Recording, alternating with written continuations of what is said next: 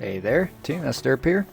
Back by semi-popular demand is my series where I look at aircraft that should be in War Thunder but for some reason aren't. I've been covering US aircraft and today is no different, though I have been getting requests that I should do other nations' aircraft, and I will eventually. I just need to do more research. But today we're going to be looking at 3 more aircraft that for one reason or another didn't get introduced into the US Air Force or Navy. They did exist, there were prototypes, but only a few were built and then got canceled for whatever reason, or just got so quickly phased out that it didn't really count as a having any service. So without further ado, let's get on to the first aircraft.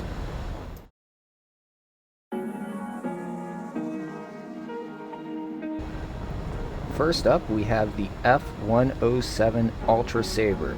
This was a continuous evolution of the Sabre series, which started with the F-86, which then evolved into the F-100 Super Sabre, and now we're at the F-107 Ultra Sabre. It had improved aerodynamics with those wacky-ass air inlets at the very top, and that meant it had improved aerodynamics. But at the time, it was competing against the F-105 Thunder Chief, and that ended up getting the contract, and that meant the F-107 was canceled. Only 3 were ever made, but it first flew in 1956.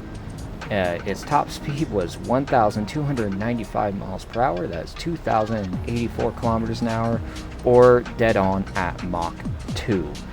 It had 4 20mm Pontiac M39 cannons, or 1 20mm M61 Vulcan, and it probably would have came with 4 AM-9E Sidewinder missiles, just as the F-100 Super Sabre had later on in its career. For a power plant, it had the Pratt & Whitney YJ75-P-9 turbojet with 1113 kilograms of force. With the afterburner, I couldn't find anything with it without the afterburner, but with the afterburner, its climb rate was a frankly ridiculous 203 meters a second. So keeping that all in mind, I think for battle rating it would be an obvious improvement over the F-100, which is at 9.3. So I think it could be implemented at 9.7 or 10.0, depending on what they truly want to do with it.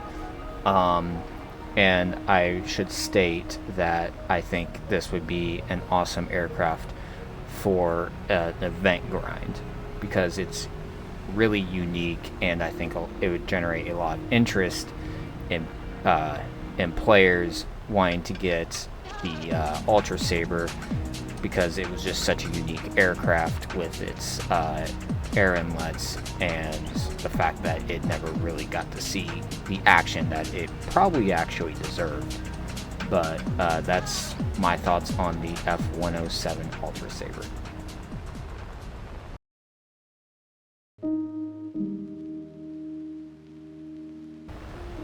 Next up, we have the FJ-1 Fury. This was the earlier straight-wing version of the FJ-2 Fury, which we have it already in the game. It is basically the same fuselage, but it has a much less powerful engine, and the wings are straight because technology hadn't evolved enough to these swept wings yet. Because its first flight was in 1946, so just after World War II. It was one of the first U.S. Navy fighters that existed, even though it didn't last terribly long. It came in around the same time as the F-6U Pirate, which we've covered in an earlier video. Its top speed was 547 miles per hour, or 880 kilometers an hour, which is frankly not that impressive even for the time. The 262 could actually beat that already, and it was starting to get developed, what, 6 years earlier at the bare minimum. For armament, it had 6 50 cal M2 Browning machine guns. This is before the 20 millimeters were being implemented into fighter aircraft, like you see with the later Corsairs and the F8's Bearcats. Power plants, it has an Allison J35A-2 turbojet. It did not make much power, I don't believe. I didn't find any stats on it because it's such an early engine. I'm sure I can put the stats in the video. I'm sure I can find it somewhere. So if I do, it'll be in the video, in text. But its climb rate was a pretty mediocre 17 meters a second. That's not terribly impressive. That's there's World War II prop planes that could outclimb this thing. So that's why I think for bow rating it should be way down at 6-7, just because it's not fast, it's not very powerful, armament or climb rate wise. It doesn't have any missiles, obviously. It's too early for that. So that's my thoughts on the FJ1 Fury. I think it would be just a fun event aircraft, or it can just be a squadron vehicle or premium. But yeah, that's my thoughts on that.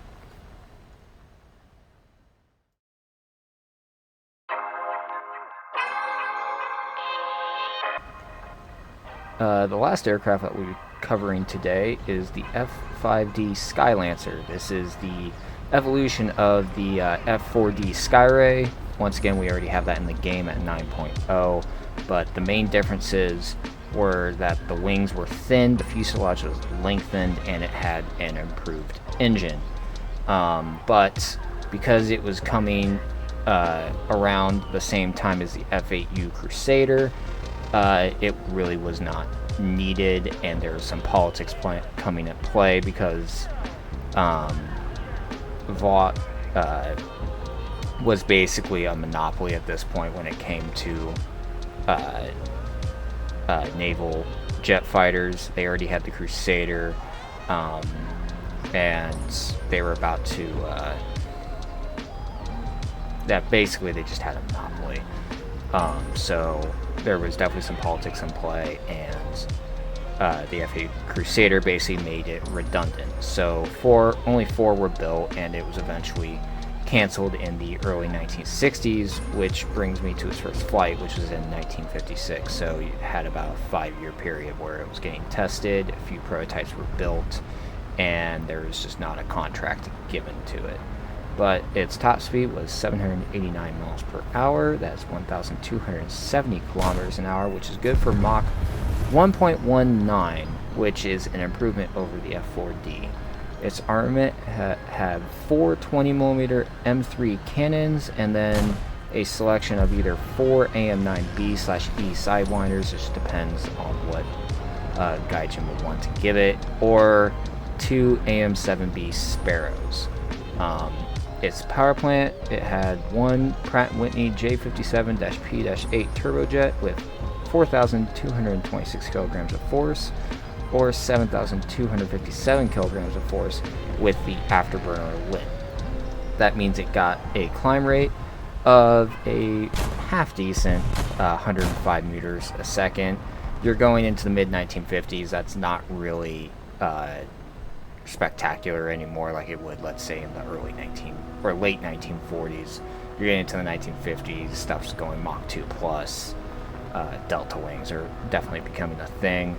So that's why I think for its battle rating, it would probably be best at 9.3, which is slightly above the F4D at 9.0, because it's a little bit better than the F4D, so you can't really put it at 9.0, it'd be too good then.